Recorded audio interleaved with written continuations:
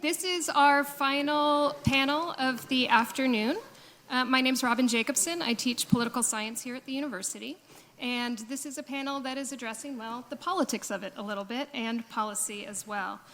We've heard just in the previous panel about technologies that have developed or could develop capabilities for attribution or increased transparency, ideas about how digital literacy and iconographic or other kinds of embedded messaging in the technology might help individuals navigate this complex landscape. And this session is thinking about collectively what we can do to help have these technologies work for the public good and for privacy. We have a phenomenal panel today. I'm really excited to have everyone here. We are blessed with many riches, and so I'm going to be a little mean moderator and keep people on task so that we get to hear from everyone and also hear from you as well. I'll do real brief introductions, but the full bios are in your packets, so you can look at them as well. We have here with us, it happened to work out. All the way on the far end, we have Ben Merkel. He's a legislative analyst at Anthropic, previously serving as special assistant to the president in the White House in the Office of Legislative Affairs, and he has spent 12 years in the United States Senate. He's also happens to be a graduate of the University of Puget Sound. Chop, chop. We also, in the center here, have Chris Riley. He's the executive director of the nonprofit Data Transfer Initiative and a distinguished research fellow at the Annenberg Public Policy Center at the University of Pennsylvania. He brings expertise across computer science, law, and technology policy. On the end here, we have Katie Reckel. She has served as Washington State's Chief Privacy Officer since 2020 and was named one of the nation's inaugural AI 50 honorees by the Center for the Public Sector AI, recognizing her leadership in shaping ethical and effective use of artificial intelligence in government. Next to Katie, we have Mike Heinz. He's a partner at the Heinz Law Firm and a recognized leader in data privacy and AI law. He has more than 25 years of experience, including 18 years as Chief Privacy Counsel at Microsoft. And right in the middle next to Riley, we have Representative Shelley Kloba, is Washington's foremost advocate for data privacy. She's sponsored the People's Privacy Act and leading legislative efforts on AI chatbots, data broker registries, and the use of AI in healthcare. And finally, next to Representative Kloba, we have Austin Jenkins. He brings nearly 2 decades of experience in covering state politics and the legislature, a longtime host you might all recognize from Inside Olympia, Washington's C-SPAN. And now he covers tech policy across all 50 states for Pluribus News. A round of applause for him.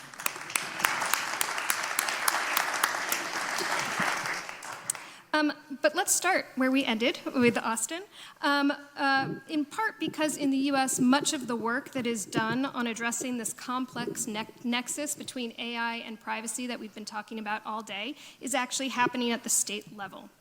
So we're hoping you could set the ground for us a little here. Austin, can you help us understand what this landscape looks like right now, and where is it being addressed? AI regulation, thinking about children's online safety, healthcare, comprehensive privacy. It's happening across all these domains, so I've given you a tough job to help us figure out what it looks like and who's leading in this space. Great. It's wonderful to be here.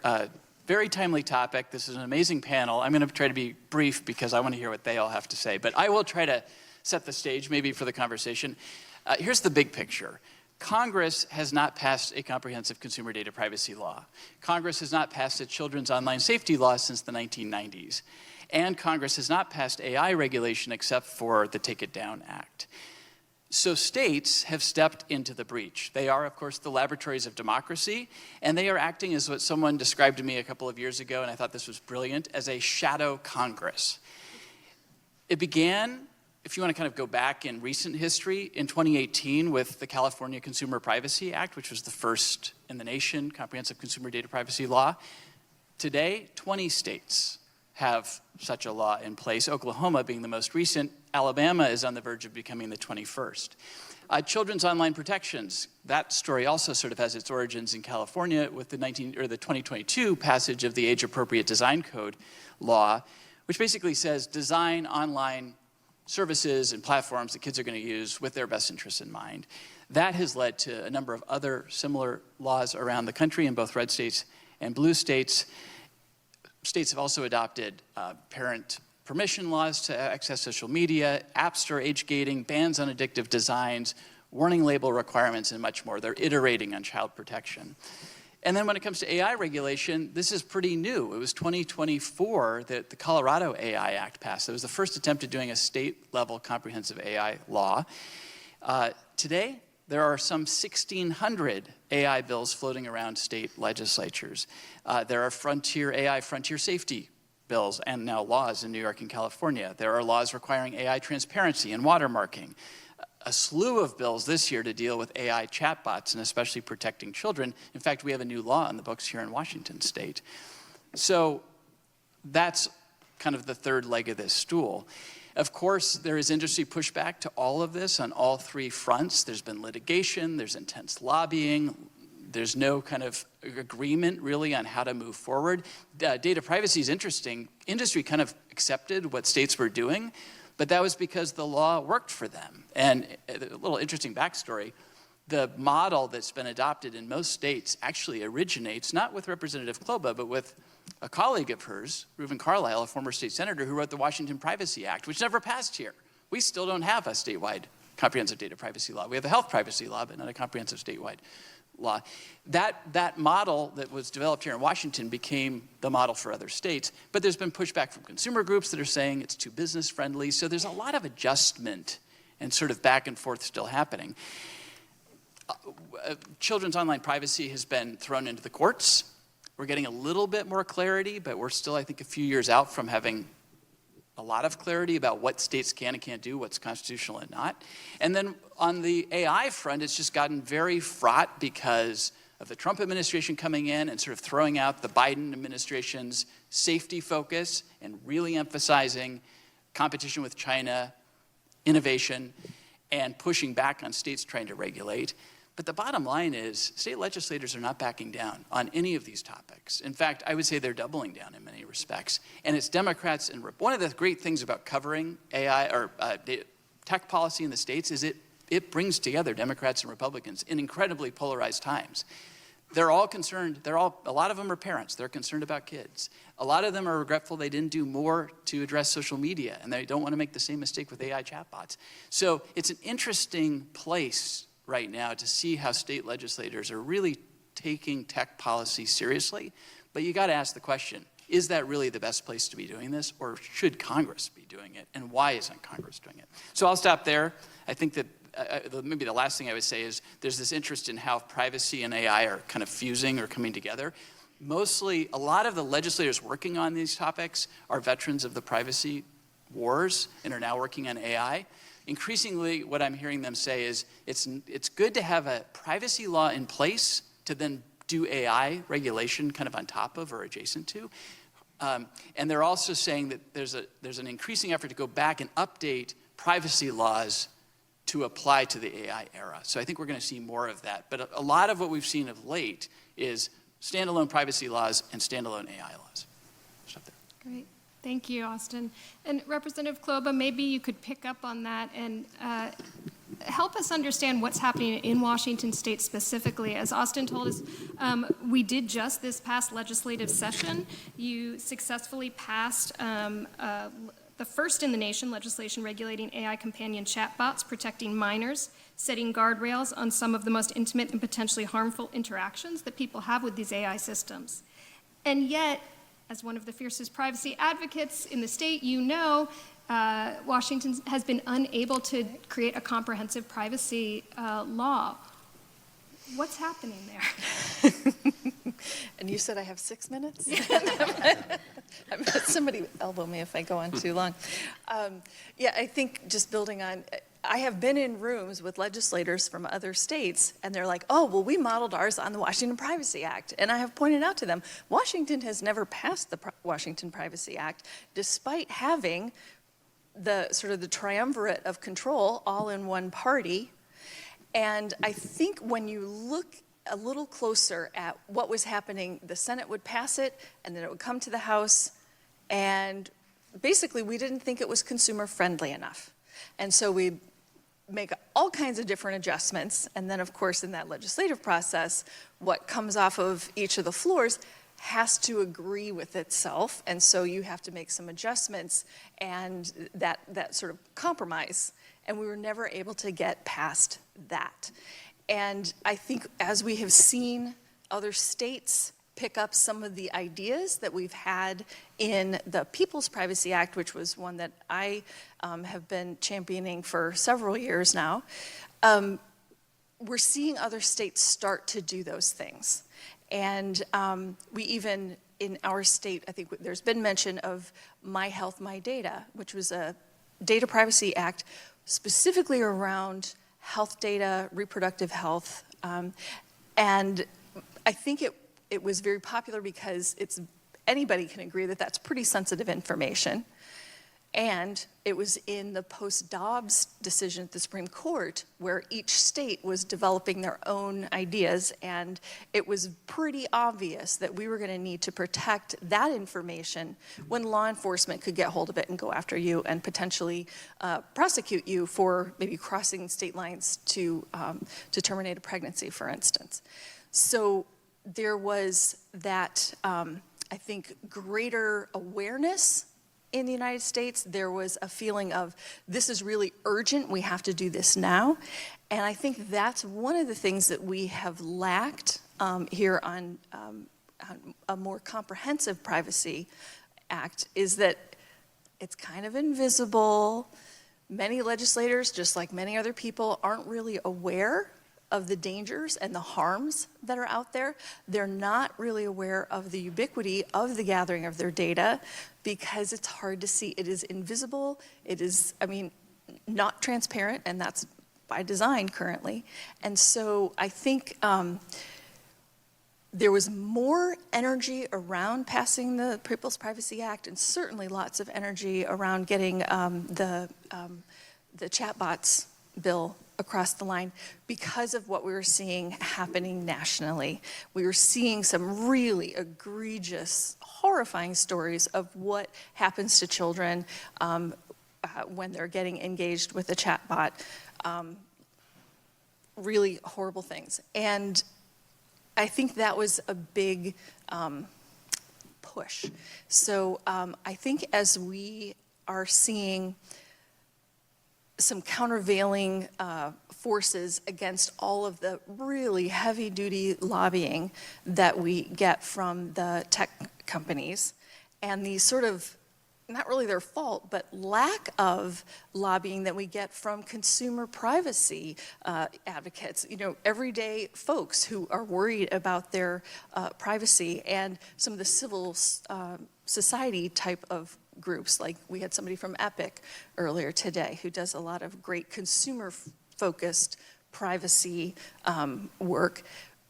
They can't match the kind of resourcing that the large companies can. So like last year we were trying to think of, we need to have one lobbyist on the ground in Olympia daily talking to legislators about these, a couple of our bills that are a priority, but there isn't anyone. So I think those are some of the hurdles that we have had: lack of transparency, lack of real drive, and being under-resourced in terms of bringing that consumer voice forward to back up what we've been trying to do. Thank you. I don't know, this is sort of we've heard two folks talk about the state level. I don't know if anyone else wants to respond as we're thinking about the politics at the state level and maybe how the national is impacting states. Yeah. I can give a brief thought about that, but it will go in a slightly different direction.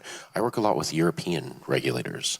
The European Union has pushed a lot of boundaries in tech regulation, including on privacy, for many years now. And we've reached a point where we're starting to see direct collaboration between US states and European regulators.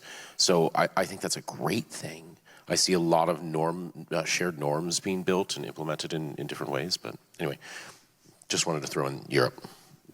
Of course, we're also seeing in Europe some pushback on the GDPR and the idea that it has stifled innovation and harmed European economic progress as well. And there's some interesting conversations going about where are those areas where the GDPR has perhaps created busy work by companies, a lot of investment in meeting the letter of the compliance where that may not be the best way to focus those efforts and may not be going after actual consumer harms, which I think is an important thing to think about in drafting any legislation, which I will probably talk more about when it's my turn. How about right now? Okay. So Mike is dealing with advising companies that are struggling to navigate this patchwork that you're describing, from international or other nations' laws to threatening federal action, maybe if not yet federal action, and then state laws. And so can you tell us a little bit about how companies are responding as they try to build and deploy amongst this patchwork of regulation? I'll stop there for now. Yeah, I mean, the patchwork is real. It is challenging and difficult to navigate. We heard from Austin about the details of what the states have been doing in recent years, and we've seen dozens of laws passed, whether they're comprehensive privacy laws or more focused ones on kids and minors or other types of data. And there has been some action on the federal level as well, not from Congress, but there's a new rule out of the DOJ called the DOJ Bulk Sensitive Data Transfer Rule, which puts restrictions on the ability to export certain types of data to certain countries. The one that is most impactful is China because of the economic power of China, but it's put real restrictions on abilities to work with vendors or partners in China, or even having internal employees of your own company in research labs and the like. And then we've got the plaintiff's bar that is very aggressive and very creative to use laws sometimes which were adopted in the 1980s or earlier, to use those in new contexts. And so you've got this very complex environment where companies are struggling to reconcile all of these different obligations of different privacy laws across different states, across different countries, where companies are operating internationally. And I should say it's not just the big tech companies that are operating internationally. A lot of people, startups, are throwing up an app and it's available globally, and therefore you've exposed yourself to the legal requirements of multiple jurisdictions at once. Oftentimes these substantive requirements do require significant investment, and that's where I was sort of getting at before. Are the investments being focused in the right ways that are addressing actual consumer harms? And I think in a lot of cases, the answer is no. A lot of these laws do require significant legal and engineering investments, though, doing documented risk assessments, building controls to meet various different and not always consistent requirements around what kind of choices need to be offered to consumers, what kind of rights consumers have, and how do you operationalize those. You've got increasingly complex rules, both through legislation and through court rulings, largely driven by the plaintiff's bar, around management of online tracking technologies, cookies, and the like, which may be used for advertising, may be used for a lot of other purposes, et cetera. And then we've got other ways in which these laws are impacting companies that affect the availability of data. And of course, as we heard today, the availability of data is important for being able to not only train AI models, but for other pure research, other uses that companies are putting them to. So how are they kind of navigating this landscape and the requirements of these different laws that are being put on them? Well, they are investing. I mean, I represent companies, so I see companies from this side, and maybe it's a self-selected group because I see the companies that are actually like coming to me for help in navigating this, so they want to comply with these laws. And they're investing in engineering resources, they're investing in legal resources, they're investing in compliance resources. But to navigate these, in some ways you need to, because you can get lost in the weeds, right? Like you can try to, analyze 50 different laws that might affect a particular situation. So instead, I think companies are trying to make rational decisions, focusing on common principles. I encourage companies to think about the perspective of the consumer, because oftentimes when you look at the companies that have gotten in trouble, either through a regulatory action or they're being sued in a class action lawsuit, it's where their actions didn't meet consumer expectations. And there was what I call the unhappy surprise, right? Like something happened and it's like, holy, how did they know that about me? Or why am I seeing that ad following me around the internet? And so focusing on what is a consumer's reasonable expectation, and how can you shape that expectation in certain ways through better transparency, through better user controls, and the like. There's always interesting conversations about, are we going to meet the high bar across all the jurisdictions in which we have consumers, or are we going by a jurisdiction approach? That's always a difficult and interesting conversation. And then looking forward into the trends, not just the trends in legislation, but also the trends in enforcement and the trends in litigation as well. And then sometimes, what I tell clients who are like, completely lost is, look what other companies are doing. Sometimes in this space, it's like the old joke, you're in the forest with your buddy and there's a bear after you. You don't necessarily have to run faster than the bear. You just want to not be the target for the regulator, not be the target for the class action lawsuit. And I will stop there. Okay, thanks.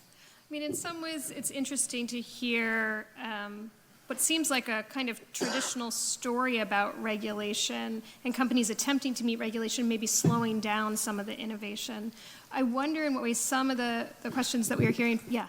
Just one more on sort of that tension between compliance and innovation. And I do think that there is a real tension, right? You have these restrictions, you have these limitations, you have to address the legal risk, and sometimes that does slow down innovation, which isn't always a bad thing. Like requiring companies to take a moment and think and pause and like, is this the right way forward? I don't think is necessarily a bad thing from a public policy standpoint. But I also think depending on how legislation is crafted, legislation can also foster and help innovation as well, particularly when it comes to consumer trust. If consumers feel like something is the Wild West, and that's how a lot of consumers feel with respect to AI right now, they will be less inclined to engage with that, right? And if they think like there is a set of baseline requirements that are actually focused on preventing harm and advancing their interests, they might be more willing to engage in these technologies, which can in turn foster more innovation. Thank you. Katie, I wonder if you could pick up on that, where your job to implement privacy around Washington State across different kinds of systems and agencies, this question about speed, right? As AI innovation is fast, but also that people see as a positive, but also wanting to regulate it, right? Does this require different kinds of relationships between government and business than we've seen in other areas? So yes, it's been quite a journey just even in the last year, looking at the landscape of the tools and the technologies available, and then wanting to be able to use those in the government settings so that we can serve the residents of Washington, but also do that safely. And I think where we're seeing is the differences in some of the products with AI, it's not, I guess, it follows along with some of what we've seen with the SaaS products in general, but they're not static. And so where we have to be very intentional in terms of the privacy pieces is really thinking about how we want to introduce these tools with the more sensitive data. So we have seen some great use cases in the environmental, I think, agencies, and that's great for me as a privacy officer because the fish don't have the same protections, and concerns that we have versus if we're going to think about using it with people's personal information. And so we have to take into consideration the fact that there's changing data sets, there's different configurations and agency workflows and deployment updates that all sort of complicate the use of these tools, but also wanting to make sure that we are not saying no to them, and this gets to the innovation versus compliance pieces, because we still want to be up to speed in terms of how we can use the technologies. But we do see on occasion features, unexpected features that come from our partners, and then I get a call and say, Katie, why does this want to record my voice and take a picture of my face so it can identify me in meetings and those types of things. And so then we have to say, hold on, let's take a closer look at this feature that suddenly pops up across the entire tenant, and then say, okay, do we want to use this feature or not? Does it actually serve our needs and purposes? And then the other side of, and I would say for that particular feature, we did turn it off. But on the other side of things, we're also looking at we have in place an AI policy, which we don't normally have specific technology policies, but we did signal out AI as for a policy to ensure that agencies are adopting the policies or the technology responsibly, which includes assessments. I think Mike just mentioned about some of the laws requiring assessments. We would require the agencies, especially for high-risk use cases, which we define as impacting fundamental rights or freedoms, to go through a more thorough assessment process versus sort of some of the lower risk use cases that we may see with some of the tools. And so I think in those ways, AI is a very different technology, I think, from the government perspective. Thank you. Chris, you are neither a regulator nor a developer of AI, but you run a nonprofit focused on data portability. And I know that you're invested in this question about privacy at this moment. There's a fundamental tension between what AI innovation requires, that is vast amounts of personal data, and what these privacy protections seek. Beyond legislation or self-regulation in government of deployment or even corporate self-regulation, what frameworks do you think matter to resolve this tension? Sorry, I got a call immediately. Best timing. Thank you, Robin. Let me build up into that just a little bit.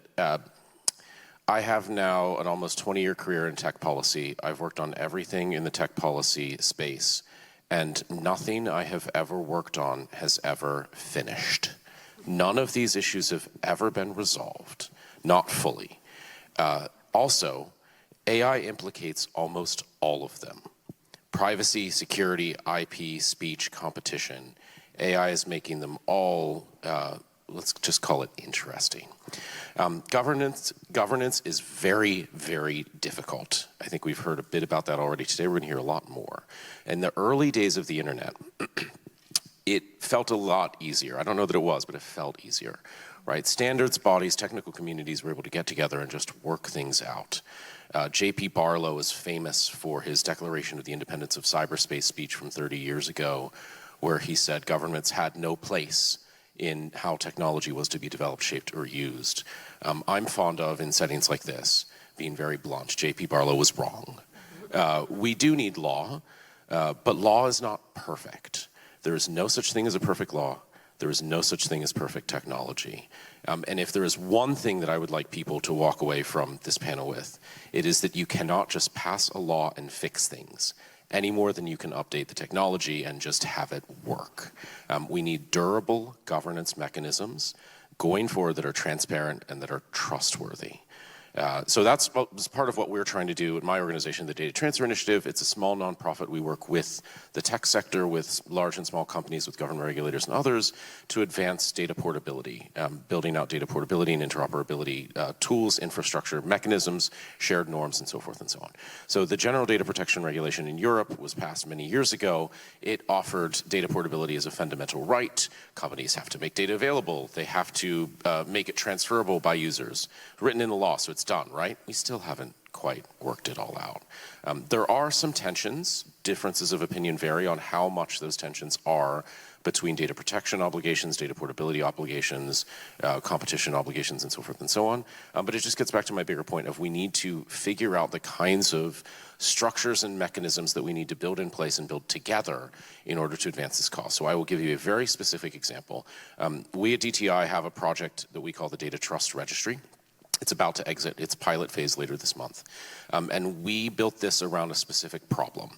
When you want one company, when you as a user go to a big company, you go to Google, you go to Apple, you say, I want you to transfer my data to Joe's photo sharing garage, right? The EU, it says if you're European, you have to work with the user and figure out how to do that. What if Joe's photo sharing garage is not Joe's photo sharing garage? Right? How do you balance protecting the user in this situation with empowering the user because they said that's what they wanted to do? What we have now are bespoke mechanisms from each of the different companies who offer extensions of their developer validation mechanisms. It's a whole lot of friction. And if you are a legitimate company and you want to get into the space and you want to help users transfer their data to you from a bunch of different platforms, that's N different hoops you have to jump through.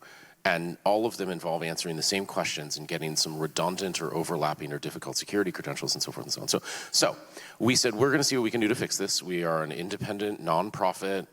We have built some integrity and credibility in the space over the 3 and change years we've been in operation. We're going to do the vetting. We're going to go to companies, say, here's our framework. It's built on good security analysis. Here are the things we look at.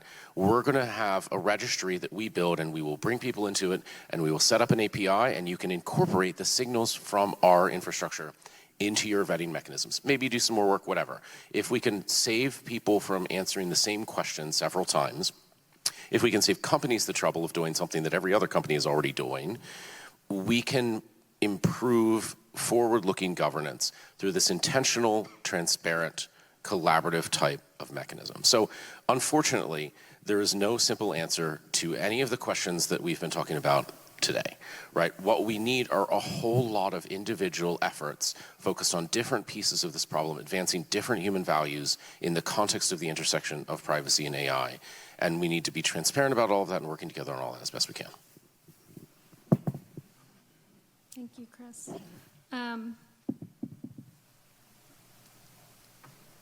I actually want to open up space. Does anyone have any responses at this moment to what they've heard? Yeah, Representative Globa. I think it's very interesting when we try to balance this notion of innovation and regulation, and somehow regulation stifles innovation. And the GDPR, you know, I have read that in some articles that there's this theory out there that it is stifling innovation in the EU. But here's something that is important to know. The government of France told all of the people who work in its agencies that they are not allowed to use Teams or Zoom as video conferencing platforms anymore, because they don't trust the security and the privacy of those tools. And what they are using instead is a homegrown product called Visio that they developed, you know, sort of internally within their government, and it's thought to be much more protective.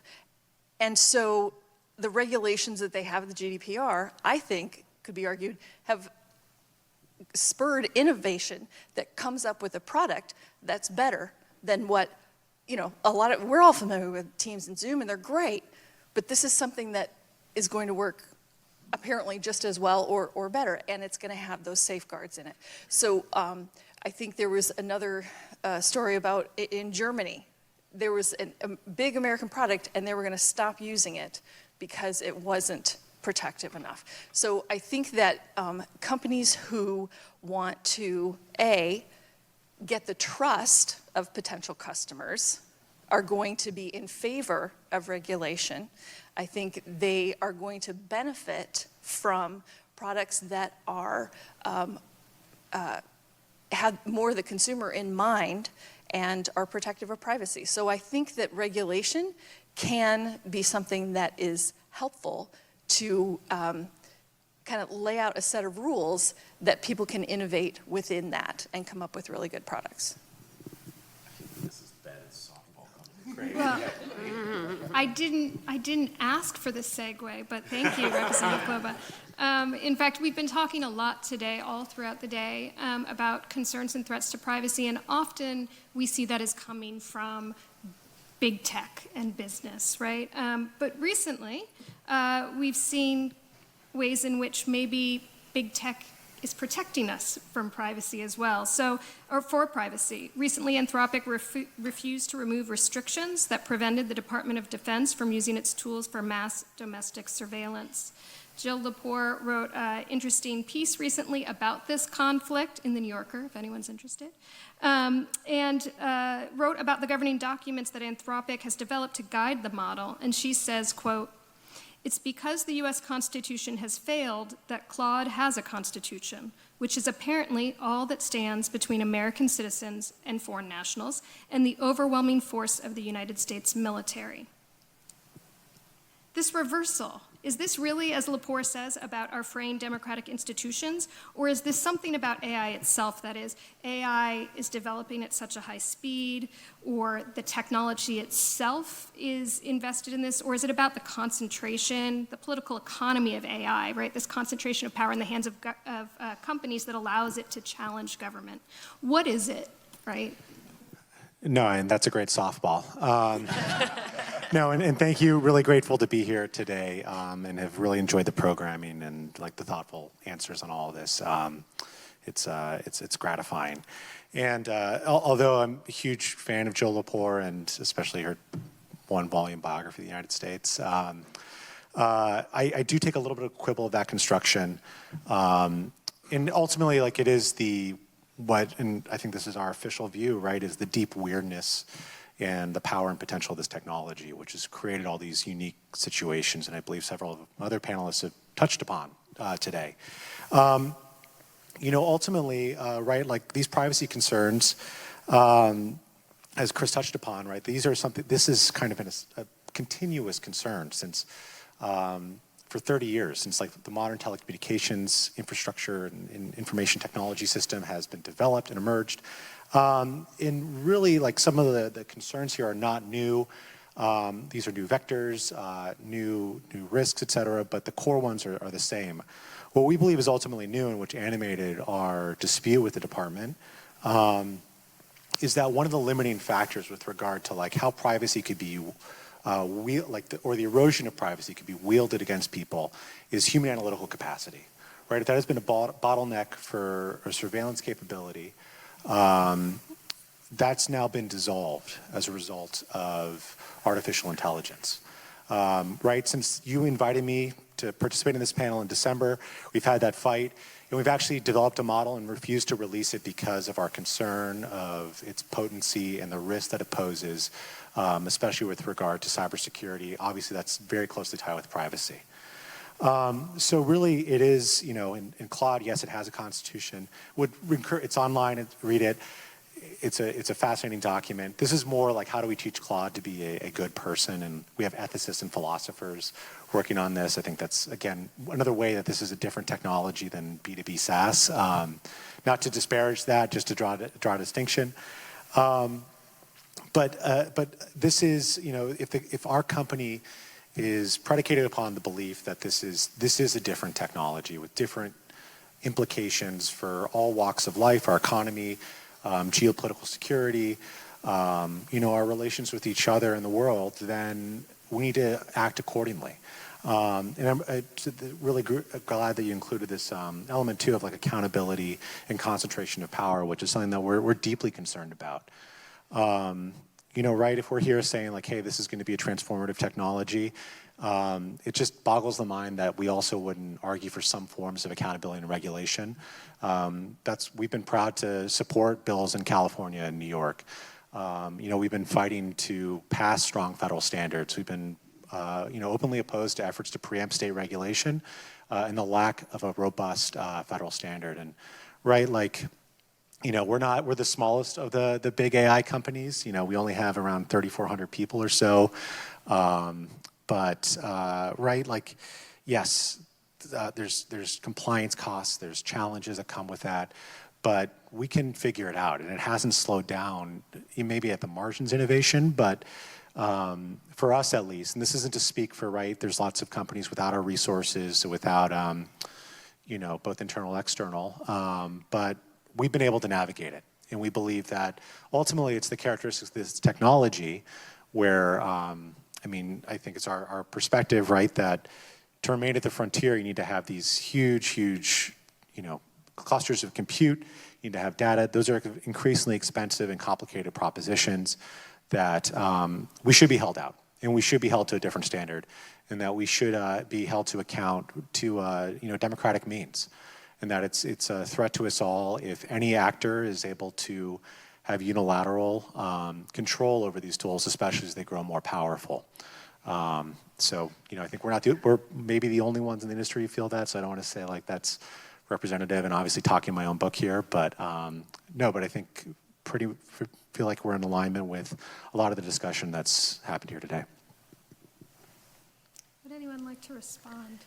Well, I was just going to say, I think one of the interesting pieces or sort of underlying themes for today that I think is different is you're talking about the erosion of privacy and those types of things, but there is a very different feel about the government doing mass surveillance versus private company collecting your personal data that you're giving over a little bit more willingly. And so that's where I see my role as a privacy officer, where I really try to help our agencies understand that people do not have a choice whether they want to do business with the government. They have to give their data to us for us to provide services to them. And that is a difference where they do have a little bit of consumer choice in terms of who they're doing business with and those types of things. But there's also things that you don't have a right to in terms of when you share your data with the government, in terms of how your data is shared sometimes for disease surveillance, right? We require our health entities to tell the Department of Health for certain types of diseases for public health purposes. And where you would never want that to happen with, sharing with maybe with a private company for those types of things. So I think it is, while I appreciate so much, the concern about the companies and their surveillance technologies, but I think the threat of government having mass surveillance capabilities and using that is as a different type of threat than with private sector. I think the only thing I'd add to that too is, right, this whole moment, and as several other panelists have touched upon, is happening within a vacuum of actual law and clear-cut sort of agreements, consensus on all this. And right, like we don't want to be in this position where we're the ones, right, these questions come down to contractual disputes. And if there's one silver lining from this, at least from our perspective, is that we do see increased attention paid, throughout all levels of government and through broader society as to the real implications of these technologies on, all facets of our life. That this isn't this is no longer like Thanksgiving of 2022 when you have this weird thing, ChatGPT, that makes like silly poems and song lyrics for you. These are very different and increasingly capable tools, and are only growing more capable and demand a much more robust policy response than what's been mustered thus far. Can I ask about that? Because there seems consensus on a more robust policy response and maybe even at higher levels of government. And I guess one of the standard narratives is the government's not capable of doing that. The technology is moving too fast for our political processes. Is that why we don't have more comprehensive policy? I think just our perspective, part of it is it's genuinely difficult. Like, how do you, again, where we see these cyber capabilities, which are equivalent to like nation-state actors now emerging from these models, like that wasn't a problem that existed 18 months ago. Lots of people have forecast that and predicted it, and that's, I think, again, like why we're so vocal about the need for regulation. But ultimately, I think without going into, there's others literally on this campus who are better equipped to talk about, state capacity and its decay within the United States over the past 50 years. But we also think, we are seeing this in terms of, again, these shadow Congresses some of these frameworks that we're supportive of, which capture the unique risks posed by AI. And I like this construct, right, of it's helpful to have privacy laws and then build AI regulation on top of that, because these are a little, they obviously rhyme, but they are orthogonal. And I think to be brief, and right, I have U.S. Senate brain, so I can take a 10-second answers and make it 30 minutes long. But we believe that companies like ours should be required to not only have, to develop and submit and publish adequate, robust, safe development frameworks for their models with a regulator, and then, abide by those models under penalty. But then before releasing these models, make sure they are able to be tested and evaluated by independent evaluators. And that there's information, right? These model cards is what we call them. And the industry does this on its own volition. That has not slowed down innovation.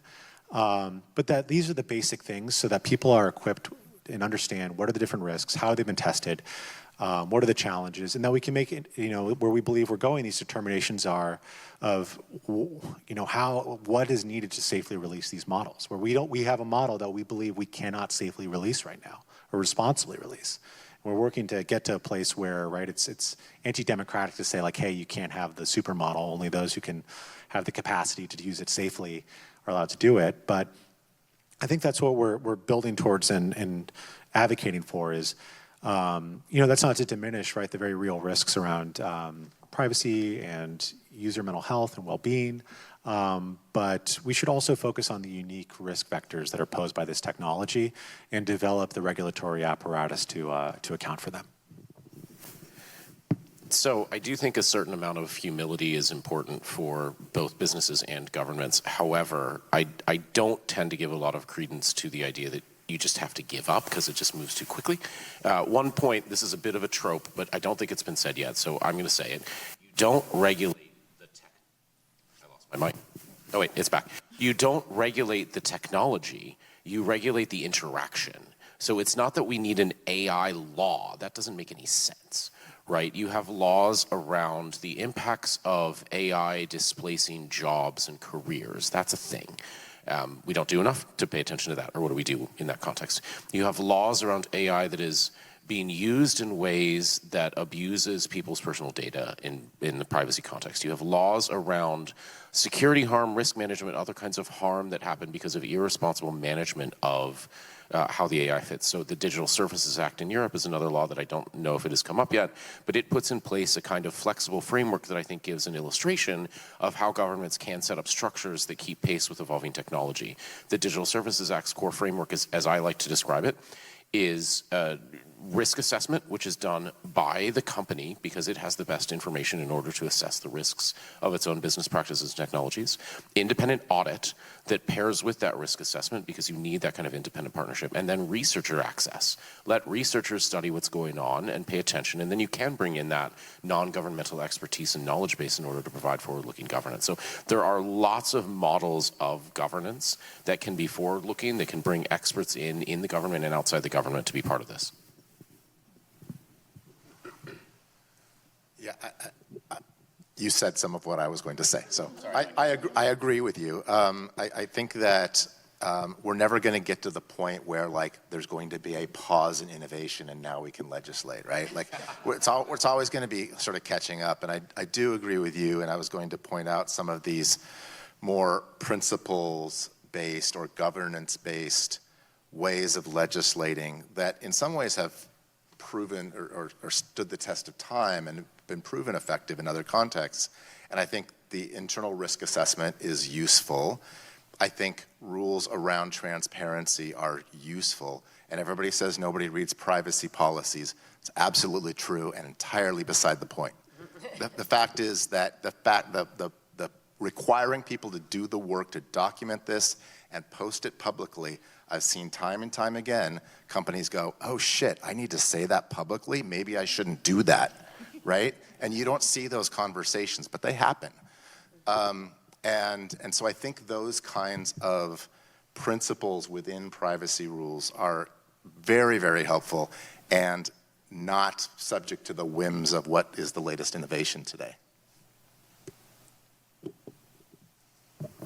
And just to add on to that, you were starting to say you don't regulate the technology, you regulate, and I fill that in with outcomes. So we have, laws against discrimination. Well, if you're using AI and it discriminates, then that's an outcome that we're talking about. We're not going to legislate how you create that tool, but perhaps what were the evaluations that you did? What was your process? What were the safeguards you put in, et cetera? Did you do the research to make sure it's a safe product and it doesn't discriminate?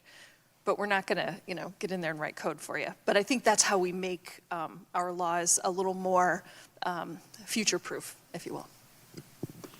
So maybe for the lightning round then, before we open it up to you all, following the lead of America in our last panel, doing something forward-looking, I've heard ways in which it needs to be domain-specific or outcome-specific. So if we're going back to thinking about privacy, you get to do one thing, right? That is innovate one intervention, government institution, or processy to help all of the concerns that we've heard all morning on privacy. What would you do in like a minute or two?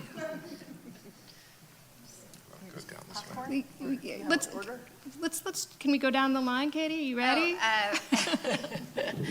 Sorry, I had so many things popping in my head that I'm dealing with that one of the things that I think that we're dealing with, right now, that is attention, and this is specific to government, is the Public Records Act in Washington, where we're trying to create a portal for residents, but I don't have a way to protect their data if it's given to me, and I have to actually disclose it to anybody who wants it. And so that prevents us from creating that portal. And so we're trying to find ways to protect the privacy, but also provide of residents, but also provide services to them. And we're hoping that the use of some of these technologies can help us overcome some of those issues. So I don't know if that's specific to fixing privacy, but that's an issue that I have right now for protecting privacy in the state of Washington. If I could wish for any institutional solution, I would ask for a functioning Congress. Crazy. I know. Because I do think this is better addressed at the federal level just because of the inconsistencies we're seeing among the states and the patchwork and the difficulty and challenges that creates. Likewise, if I can give a second answer, I would like to see the FTC return to its previous state of independence. What's happened to the FTC under this administration is tragic. So those are my answers. I'm going to go back to data portability. I would like to make sure people and businesses can continue to, or can even more easily, switch AI services and innovate downstream data portability as the vehicle for that. If we can align market incentives for good, it helps patch up holes in the regulatory landscape and just try to keep everything moving together in the same direction. Well, the sort of innovation I'd like to see or something in the future actually looks backward. So many of our current federal privacy laws include a private right of action, that if you are harmed as an individual by somebody who violates the law, then you have a course of action you can take in order to get a remedy for that violation, right? It is a long-standing legal practice. And yet, in the conversations that we have around data privacy, whenever the law comes up, one of the reasons why the People's Privacy Act has not passed is because I have insisted on having a private right of action. So we would have enforcement from the Attorney General, but that's for bigger things that are happening broadly. But you would have, as an individual, the right to go after that company and seek a remedy. So that has been a real sticking point, but yet we have it on so many of our other privacy laws. And so I would like us to innovate, because very few, I don't think any of the other states that have a comprehensive law have put in a comprehensive privacy, PRA, private right of action. California has a limited one. So I think it would be very interesting if we were to innovate by going backwards and doing that thing that we have been doing and has been a principle of law for generations. Not my role to endorse legislative solutions, but I will give you a couple examples where I was trying to find, again, the merging of AI policy and privacy. One example is out of California. Senator Josh Becker has the Digital Dignity Act this year, which is supposed to enact protections against the misuse of a person's likeness by AI, but he calls that a modern privacy protection because, again, it's how is AI being used to steal people's name, image, or likeness, and what can legislators do to protect that piece of personal privacy. And then I asked Senator James Maroney of Connecticut, who's been a real leader on privacy and on AI, how he's thinking about this. And he said one of the things that he's kind of pondering is, how do you import some of the data privacy concepts into AI legislation, like the right to delete? And as soon as he said that, an interesting example popped up with a kids chatbot bill out of California that has a very novel provision I haven't seen before, which says essentially that the chatbot has to forget the conversation with the minor after a certain period of time, 24 hours, 48 hours. So this sort of, it's not a right to forget, it's a mandate to forget. And as I think about the privacy pieces with AI, so much of the interactions that we do online, we don't actually know what we're giving up. The little kernels, right, that then the mass surveillance or mass targeted advertising industry will use to sort of target us specifically. But with chatbots in particular, now we're giving up our medical information, we're giving up our psychological sort of profile. Kids are revealing everything to these chatbots. What happens with that information? How is it used? Can you ever claw it back? And that's where I think some lawmakers are starting to think more intentionally about that. I would say cryptography, as far as the technical foundations for privacy in digital and information environment, where again, the capabilities of these models, these are the worst they're ever going to be. And if your privacy in a digital economy is predicated upon fundamental cryptography, and those could be penetrated or broken or otherwise subverted through software vulnerabilities as a result of these increasingly capable tools, we need to make sure that the foundations are secure. Otherwise, this is, it's great that if you're able to sue for, some, purloining of your data, but that's a post hoc resolution, and it's preferable to prevent that in the first place. So, making sure that, yes, we have accountability and, again, these regulatory apparatus, but also how do we make sure we have better defenses from the get-go? Thank you. And this is a time that we can open it up to more conversation if anybody has any questions or thoughts.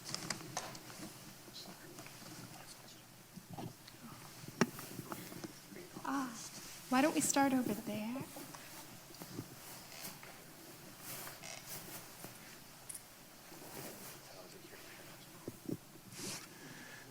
Thanks for the conversation. It's fantastic.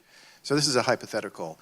If there were a requirement for these large tech companies to have a fiduciary responsibility to act in the best interest either of the user or of the public good, what would you imagine would be, where would the industry grind to a screeching halt, and where would actual opportunities for new forms of innovation show up?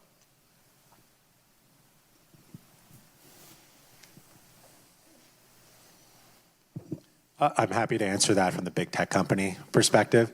I think it's a fascinating question, and I don't have a definitive answer off the top of my head, but I think as far as, again, not to be banging on about how weird and different the technology is, but we're getting to the core of, if this is a general purpose technology and you can use it across, unlike, hey, if I'm asking you for investment advice, you have a fiduciary obligation to make sure you're not selling me a terrible investment that I get a kickback for. What does that mean in terms of, help me navigate this mental health crisis? Or, I'm trying to, polish this presentation, et cetera. That you get into these very, very abstract questions of what is good, what is ethical, and right, like how we're mapping, what might be considered good and ethical by a Washington State or United States regulator might not be considered good or ethical by a French or German or Japanese regulator. So, I think again, not to pivot away from that, but I think this is, I think, characteristic of a lot of the issues in this space of that you're quickly getting to, very untech concepts because these are not deterministic. This is not like traditional software. And that we're better focused on like principles, outcomes, and effects. Sure, that leaves some messiness. It's imperfect, but it's preferable, I think, to being overly prescriptive and having sort of an ever-growing set of rules that are at once overbearing and underwhelming. I would just add that I think the idea of a sort of data fiduciary is a really interesting one, and there's been a lot of interesting academic writing around that. But I think similar to what we just heard, I think it's such a vague concept about how you would apply that in certain circumstances and different types of commercial interactions and relationships. And we've already got, at the federal level and at every single state, consumer protection laws that have a standard around unfairness, which is similarly vague, right? But I'm not sure if the fiduciary concept really adds anything to that concept that already exists in the law, or if somebody is really harming somebody or doing something that is, what could be viewed as unfair in terms of that relationship, there's already a law to address that. So I will, while I'm not strongly disagreeing, I will slightly disagree in that my understanding of the fiduciary duty concept includes a duty of loyalty to the user, which is not present in law and is in fact very aggressive from my perspective, and I would argue probably impossible to regulate. It just is really, really hard to do in practice. However, I will give a shout out to my friend Richard Witt, who has a nonprofit called the GliaNet Alliance. I looked this up on my phone. They have a net fiduciaries concept. He's trying to gather small companies together and get them to agree to a specific pledge that includes a duty of loyalty. So I think it is something that can emerge as a component of the overall ecosystem. I just think it's always going to be too nebulous to imagine that coming from the top down as a regulatory intervention, but from the bottom up as something that some companies can choose to do. I think there's a workable model there.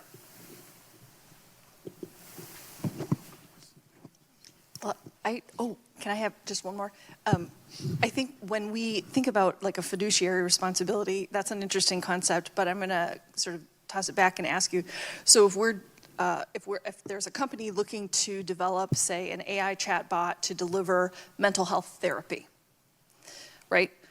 If you're a licensed professional in this state, there are certain responsibilities that you have, there's certain training that you have to have done, and you are liable for malpractice if you violate, the standards and ethics of your profession. And so making the companies who create that type of a mental health chatbot for therapy, making sure that they have that same kind of responsibility and duty of care and set of ethics that any human would have with that same, who's practicing in that same space, I think would be an interesting way to incentivize companies to do the kind of work that they need to do to make that product very, very safe, which I'm not even sure is possible when it comes to mental health. I want to echo the duty of care standard, especially because that's part of the COSA, Kids Online Safety Act, and I think that is an important underlying piece that isn't part of most of the laws right now. This is possibly a transition, somewhat aligned with the discussion, but certainly in terms of the technologies that are being, that we're talking about in this panel, and the market size of what is happening to the economy because of this in certain specific places. We haven't talked about what enables these companies from being functioning at all, and one of the things certainly has to do with energy, water, and transmission. none of which are adequate for the growth that we're seeing and the projection that we're seeing in the economy. I wonder whether these companies feel a sense of responsibility for enabling. If everybody had to have an EV today, nobody would be driving a car because we just don't have enough energy to support that. So what is happening going forward as we're trying to develop the ecosystem that's required to support your companies? Senator Wellman, you may have just given us our next topic for our next symposium on the Oh, sorry. environmental consequences. No, that's good. It's more homework for us. I appreciate that. I don't know if anyone else wants to Yeah, another softball. This is great. No, I think first off, we've made a commitment as far as we will pay for all grid upgrades.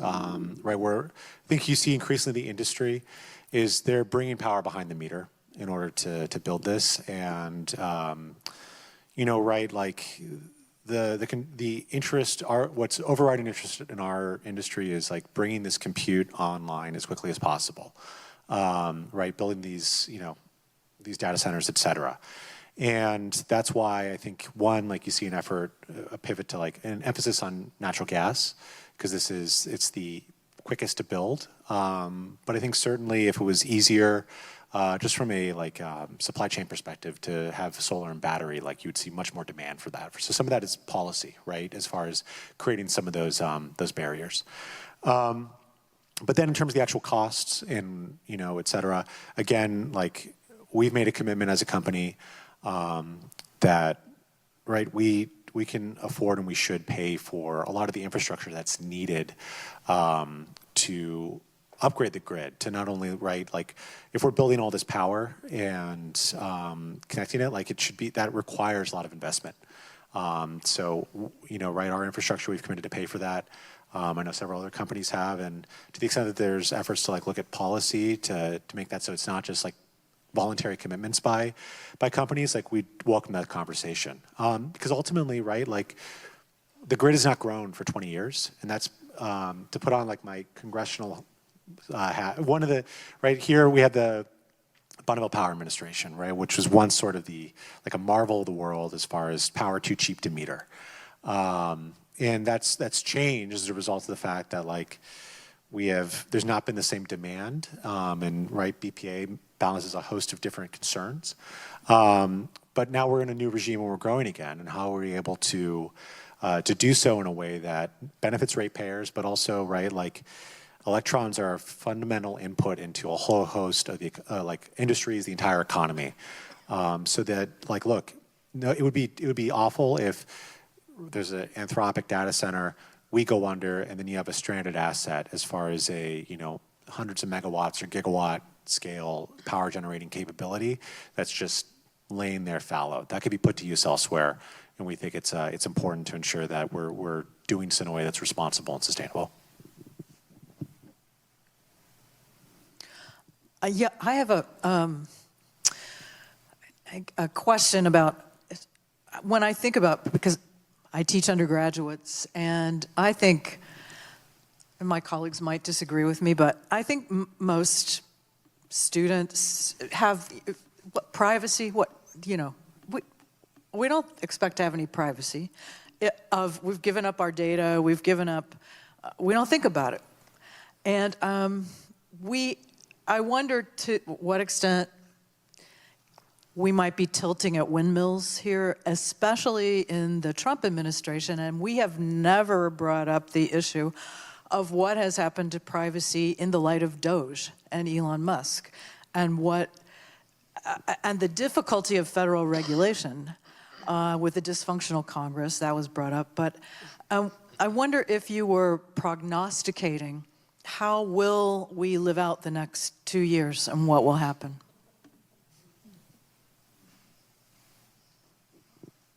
Who's got the crystal ball? Well, I would just say at the state level, I think you're going to see policymakers continuing to try to pass comprehensive data privacy laws, and the tension point is going to be, are they passing again, for sake of conversation, the industry-approved model that's now established in 18 or 19 states? Or are they going to do something like Maryland did in 2024, which has been viewed as more consumer protective? Efforts to export that so far to date have been unsuccessful. Maine, for the second year in a row, just voted down their attempt at doing that. There is a push in New England, especially in the New England states, to take the Maryland model. So Vermont, Maine, Massachusetts in particular are looking at that. But at this point, we're at 20, almost 21 states, and I think that trend line continues. But it's not 50 states, and it's not a federal solution, and we still don't have it in Washington state. So if you're one of the 7 or 8 million people in this state, you're not covered. And meanwhile, the privacy train is speeding down the tracks at the speed of a fast train. So which we also don't have. So we're behind and probably falling behind further for sure. But again, I think that the action is going to remain. Interestingly, last year was the 1 year we didn't have a privacy law pass, but they kind of got the ball rolling again. And I mentioned Oklahoma, Alabama. I mean, like the details are not, it's red states and blue states. Can I just add also, I think that generational differences in the perspective is very fair, but I think an example that was brought up earlier today was sort of the visceral reaction that happened with the backlash with the Ring camera piece. So because they thought that everybody would be fine with, recording everything and reporting everything, but there really was a reaction from the public saying, oh, you really are keeping, recording my data and keeping my data and doing all these things with my data about me personally and my neighborhood. So I do think that there are people and younger people that care. There's just different ways of their perspectives. But in terms of the federal government's interest in Washington State's data, I can tell you right now I'm working with state agencies, especially around contracts that getting stronger language in terms of when our contractors get subpoenas from the federal government for our data, and trying to ensure that the agencies get notice so we can work with our Attorney General's office to quash those subpoenas and block the access to that data. So there is, at least in Washington State, a very close eye on at the federal level, the interest in Washington State data.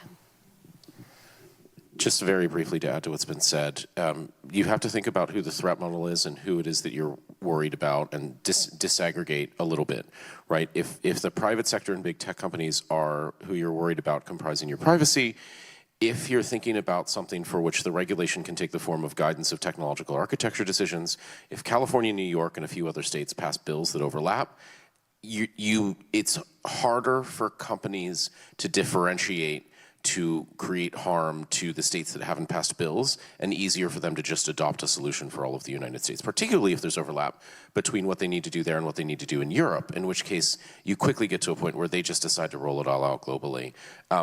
To the extent that the government is your threat model, you're in a lot of different situations. I took note of the point earlier, you don't have a choice other than to give some of your data to the government. To that extent, you just have to rely on civil rights organizations and others to try to advocate for balance, but also use encrypted technologies, right? Don't use regular text, use Signal. Like, we have built technologies to give you some degree of privacy in the face of overbroad surveillance by your government. I worked for almost 2 years at the State Department on the Internet Freedom Team, right? Some of the things that we built for repressive governments may be useful in a lot of modern democracies, and I don't just mean the United States, I mean a lot of modern democracies. I think there's increasing appetite and utility for some of these tools.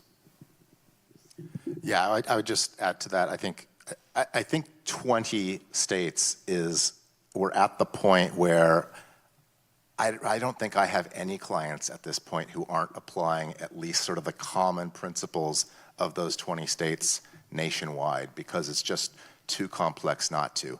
Now, you look at another type of privacy law, the Delete Act in California that Shelley and I were talking about earlier, which is specifically focused on data brokers. You do have companies dealing with that just on a California basis, because that's just one state and it's quite onerous in some ways, depending on what kind of business you're in. But when you get to about 20, they're not really. So the fact that we don't have one in Washington State, I suspect the interaction that you have with most companies is going to be driven by a Virginia-like standard. I have a question. So Anthropic has their new Mythos. Am I saying that correctly? Mythos? Oh, okay. Oh, sorry. Yeah, sorry. Okay. And, just reading the news about, so this is a new model that can be used to find cybersecurity flaws. And obviously, if you release that, then bad actors will obviously take advantage of that. So reading the news, it seems like Anthropic's position is we are going to release this eventually. And before we do that, we would like to give governments, banks, and financial institutions a chance to run it on their code base, identify vulnerabilities, and fix them before we then release it. And I guess, my question is, but why are you thinking of releasing it in the first place? And I think in your earlier remarks, you had said, it would be anti-democratic not to release it. And I'm wondering about that statement. So do I read that right, that we're giving institutions a chance to fix their code bases before we release this? And if you are going to release it, what is the justification behind that instead of keeping it for known users as opposed to releasing it so that anonymous people can get a hold of it? Fantastic question. No, and I think really evocative again of where we believe the regime that we're in is a result of models of this capability. And I think one thing at the top, and it's not been exactly clear in the reporting, this is not a model that was trained to be good at cybersecurity or cyber vulnerabilities. This is a general purpose model. It's very good at a host of biotasks, at a host of, like we see with Claude or ChatGPT or Gemini today, they're generally capable. It's strong along all those axes as well. It happens to have crossed a certain threshold with regard to cybersecurity, offensive and defensive tasks, where we believed that is, as a low-hanging risk vector, it'd be irresponsible to make this generally available. We're not sure what we're going to do with it. But we also believe that, we're not unique. We like to think, yes, we're special, and there's a little bit of oh my goodness, we're the ones who built the supermodel, we're the best ones. Sure, that's not our intent, and I know there's lots of cynics elsewhere who is this is just all marketing hype. It's not. But we're confident that other companies will be here within a couple of weeks or couple months, That's been a characteristic of this dynamic for years now. And that further, you'll see open source models here within 6 to 12 months.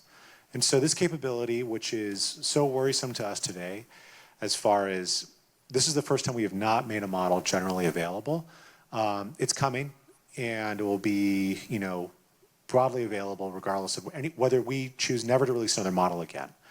So what's part of this as far as this effort is we don't actually understand capabilities until the model's finished training. We're confronted with a model that represents at least a year's worth of progress in prior paradigms, in essentially one generation, so a 2 to 3 generation jump in one. This is how we tried to manage it as far as identifying the load-bearing elements of the information technology ecosystem that we all rely upon, where it's not only the Apples, the Amazons, if Windows was compromised, seriously, that would affect billions of people. But also Linux Foundation and several others. We have 40 partners. We're not naming all of them because we don't want to paint them up, they don't want to have a target painted on their back. But there's that effort to how can we deploy this, starting with these companies, and we're actively trying to figure out, how do we get it to other elements of critical infrastructure, how do we get this to government, et cetera, to remediate these vulnerabilities, knowing that this is where the trajectory of capabilities are coming. But then how can we also use this to improve safeguards internally with regard to the systems that we use and employ today to ensure that models are safe, so that we can make this capability available and limit that risk. So today, actually, we released an update to our Opus 4.6 model. It's Opus 4.7. I don't name these things. But it's the first model that we've ever had that has had sort of a class of cyber vulnerability safeguards built into it. And that stems from some of the work that we've been able to do with Mythos. And so we're hoping that we can set off this positive reinforcing cycle where essentially the owners, operators, defenders of our critical infrastructure are always a leg ahead, and that we're also able to use this new capability to improve the safety of the models themselves, so that, again, people broadly benefit. We believe like this intelligence should be broadly available. This should not simply be held to, again, some sort of cabal or elite class or people can afford it. But we also want to balance that against the fact that like you don't want something that can help you build a bioweapon out in the wild. So like that's the stuff that like keeps a lot of us up at night. So this is how we believe, right? I'm sure we're making mistakes. I'm sure there's ways we could do better. But confronted with this choice and this capability right now, this is how we're trying to walk that path and balance those equities. But at the end of the day, right, we remain committed. We do not want to publish a model that would be catastrophic or unsafe. And I want to thank you for being willing to speak to these current events. As Ben mentioned, I invited him back in December, and every day I've opened the newspaper since I've been like, oh, Ben's not coming. Department of Defense, Ben's not coming, Mythos. So I really appreciate you being here and being able to speak to that. So thank you. And I think we probably have time for one more. So a question generally for Mike. Last month's 2026 IAPP conference that was in DC, Michael Macco, the enforcer for California, basically made the observation that it doesn't work, that the fines are too small, companies are just going in and taking the fines as a cost of doing business, and that's way cheaper than actually doing the full compliance effort to meet all the requirements of the legislation. You have any comment about that? Michael's full of shit. No. Look, the fines that the California AG and the California Privacy Protection Agency have put out so far are for the largest companies trivial. They're $1-2 million. There's a lot of companies for which that is bankruptcy level fines. And I think that there's some truth to the idea that some companies view compliance and potential fines and enforcement actions as a cost of doing business, unfortunately. But I would say that's not the majority of the companies. And oftentimes, the bigger penalty is the publicity and the harm to their brand and their value. And I think I deal with a lot of companies for whom that is very, very important. And I think perfect compliance under a lot of these regimes is either cost prohibitive or impossible. Or it's just an unknown quantity because some of these laws are so vague, it's unclear when you've met that bar.